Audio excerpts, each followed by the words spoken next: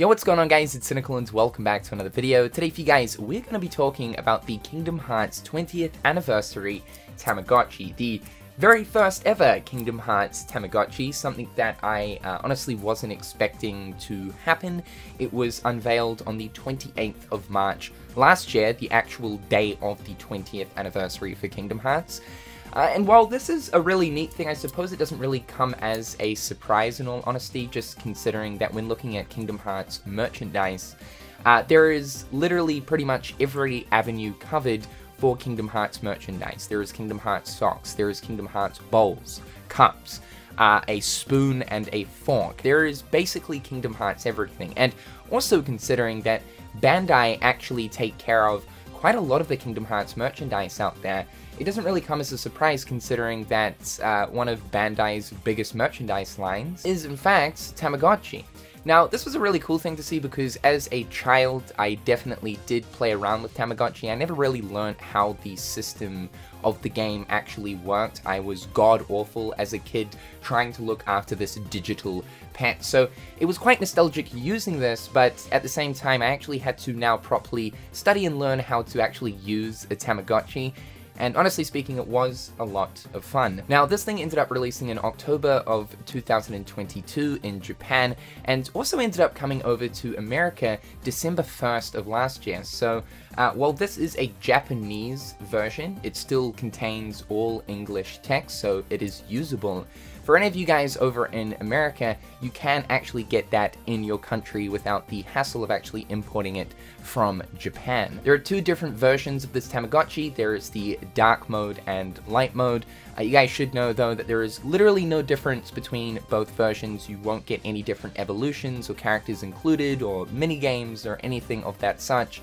The only difference is literally the shell. One is obviously themed around the theme of darkness, and the other one is themed around that of light. Tamagotchi is actually incredibly small, smaller than most Tamagotchis, at least from memory. I don't know about the current Tamagotchis in this day and age, as they have recently come back over the past few years.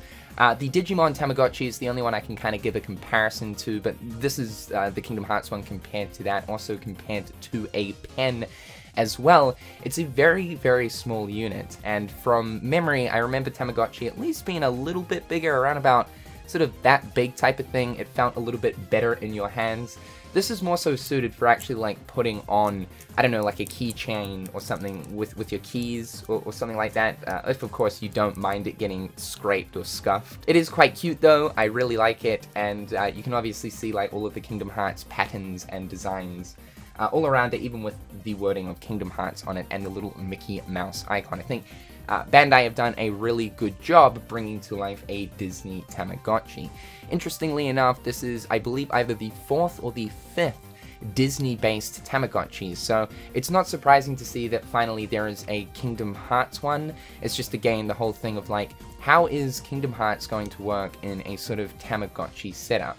And I'm going to explain that right here and now. So when you begin your Tamagotchi, you'll start off with Kingdom Hearts 1 Sora. There are the to-be-expected Tamagotchi options. You have food or games. Now with food, the main food here is the Paopu fruit, which you will have to feed Sora or the other character that Sora will evolve into throughout different stages of the day.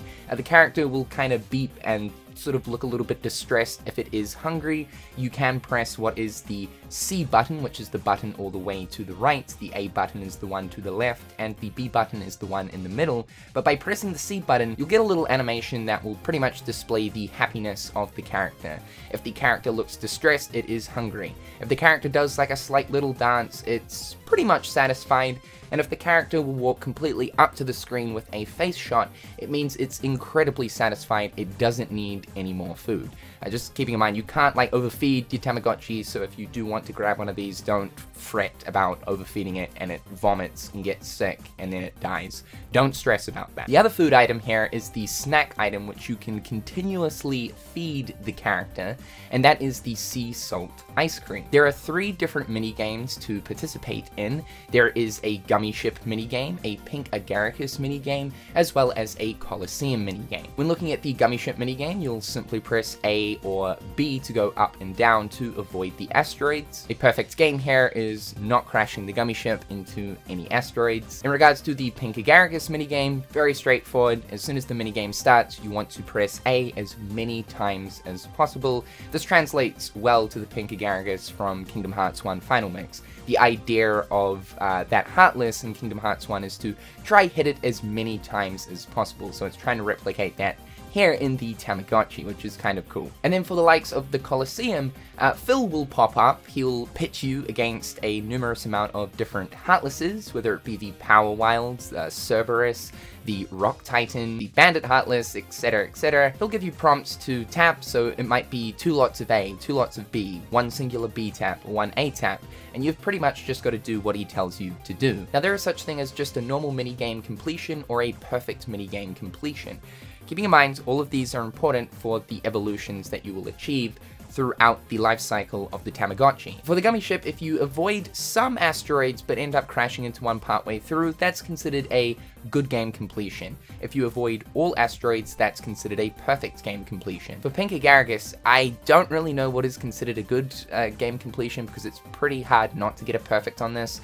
Basically, just spam, spam, spam, spam, spam, spam, spam. You'll know the difference, though, between what animation plays at the end of the minigame's completion. And for the Colosseum, a good game completion is at least defeating a few of the Heartless, but not quite defeating the Rock Titan, which is the final boss. If you defeat the Rock Titan, that is considered a perfect game completion. Now, there's a lot of characters that Kingdom Hearts 1 Sora can evolve into after 49 hours of use. Now, this is going to depend on what kind of minigames you're playing. Are you just simply playing Pink Agaricus, or are you doing the gummy ship as well?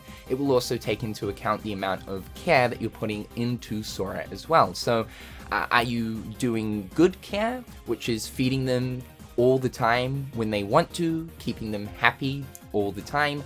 Are you just looking after Sora averagely, so maybe feeding them every so often but not getting those perfect feeding scores where the character will come right up to the screen? Or is it poor care, basically only feeding them like pretty much once a day, no snacks whatsoever? It will also take into account if you're feeding the character sea salt ice cream, as it's not a needed food item, that's just simply an optional snack item. So it pretty much takes into account what minigames you're playing, how many of those minigames you're playing. Is it 2, 3 of the minigames? Is it just one of the minigames? How many times you've perfect or good completed those minigames, as well as the care.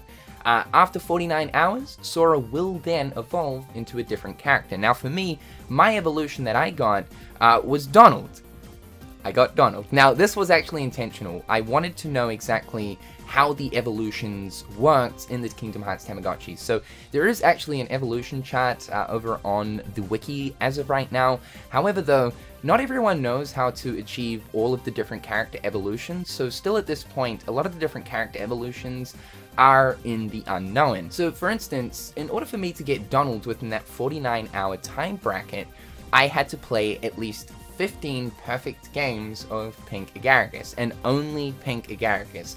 If I had then decided to do Pink Agaricus as well as some gummy ship stuff, then I would have got a totally different evolution. I was also required to have about average care for Kingdom Hearts 1 Sora as well. Now the most crucial thing here is your character can die. However, this Tamagotchi doesn't take poops. No poops in the Kingdom Hearts Tamagotchi. So maybe in the universe of Kingdom Hearts, the characters, they don't shit. Instead, the mechanic of pooping, which is a normal traditional Tamagotchi, has been replaced with Heartless encounters. Throughout the day, randomly, your character might come in contact with a Heartless, a Nobody, or an Unversed. It's simply just a little event that pops up on screen with the character ready to fight with the opposing enemy. In order to complete this encounter, you simply just have to press A on the Tamagotchi and the character will defeat the enemy. However, the catch here is, if the Tamagotchi is left on the screen for too long, there is a chance that your character can die. So, important note here, make sure to correctly set your Tamagotchi's time to your time zone, as of course the character will end up sleeping around 8, 9 o'clock at night, and will get up somewhere around sort of 8, 9 in the morning. That way, of course, you're not going to encounter an enemy whilst you're sleeping and wake up to your Tamagotchi dead, unless of course you plan on sleeping in.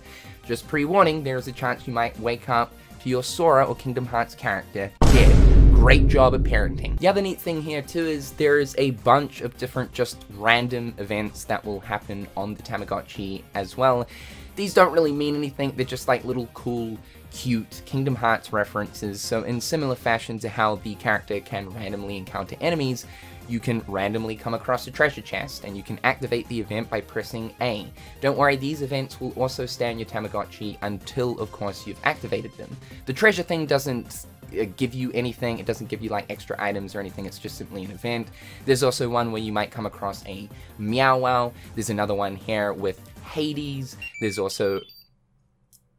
He wants food, see? I'm trying to record the video and now my second Sora is asking for food. They'll scream at you. They'll let you know when they need to be fed. There's one of like Disney Castle. There's a whole range of really cool Kingdom Hearts events and references that happen on the Tamagotchi at random stages throughout the day. Now the Tamagotchi's lifespan is 7 days. I don't know if this is intentional for the sake of Kingdom Hearts, being that 7 is a reoccurring number, or of course that's just standard for normal Tamagotchi. But after 7 days, if you have successfully taken care of your Tamagotchi, there'll be a cute little event where basically the Keyblade will be summoned, you'll unlock the keyhole, your character will then get into the gummy ship and fly off. It will leave home. Goodbye, my son! I did such a good job! They have to leave the nest at some point, I guess. From there, you'll be greeted with the Kingdom Hearts logo on the screen, and you can press A and C simultaneously to reset the Tamagotchi and start a brand new evolution run. Now, in regards to some evolutions, they can further evolve, but for most of the characters, basically you'll start off with Kingdom Hearts 1 Sora, and then go forward into your next character after 49 hours, and you'll pretty much remain with that character from that 49-hour mark onwards until the 7-day period. However, for some characters, if of course you evolve from Kingdom Hearts 1 Sora into Kingdom Hearts 2 or Kingdom Hearts 3 Sora, there can be a third evolution that will then happen a couple of few days later, then again depending on how you're playing and using the Tamagotchi. The evolution chart is really cool, there's a lot of different characters here. There's also a Heartless evolution here, so you can make it possible to turn Kingdom Hearts 1 Sora into a Shadow Heartless that can then go on to evolve into a Dark Side or a White Truffle Heartless. Now I know what you guys are probably thinking. Is there any lore? Is there any potential secrets stashed away in the Kingdom Hearts Tamagotchi? After all, that seems like a Tetsuya Nomura move, right? Now, this is going to sound absolutely batshit crazy, and I think that's what Kingdom Hearts actually does to its community. But I am somehow convinced and believe that there is potentially some little event that is triggered only via a specific evolution. An evolution that is currently unknown, as of course at the moment the Evo chart is still not 100% complete out on the internet, so we still don't know how to achieve all of the characters on this Tamagotchi.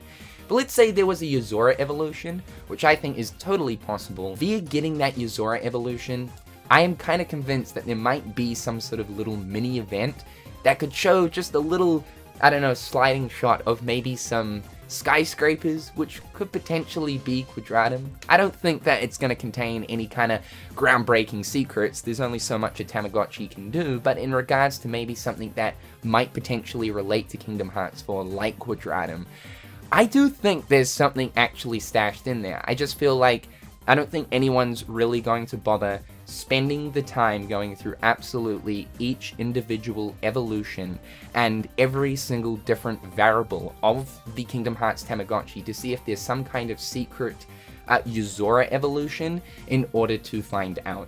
But it might be something that happens in many years to come. However, that is the Kingdom Hearts Tamagotchi. I had a lot of fun using this. It's a really neat piece of Kingdom Hearts merchandise, especially if you used Tamagotchis back in the day and Tamagotchis are a nostalgic thing for you. To now know that we've got a Kingdom Hearts version of one, which is very strange but very cool. I just simply love the fact that Bandai and Square and Disney made this actually happen. Do be sure to let me know if you guys picked up one of the Kingdom Hearts Tamagotchis for the 20th anniversary in the comment section down below, and let me know what was your first character evolution that you received. For me, it was Donald. I intentionally made sure it was Donald, but I think next time I'm just gonna go into it blind and see what I end up with, or of course, Did you let your character die? Are you a bad parent? How dare you! Have guys, I'm Cynical, hope you're having a fantastic day, and I'll see you guys real soon. Peace.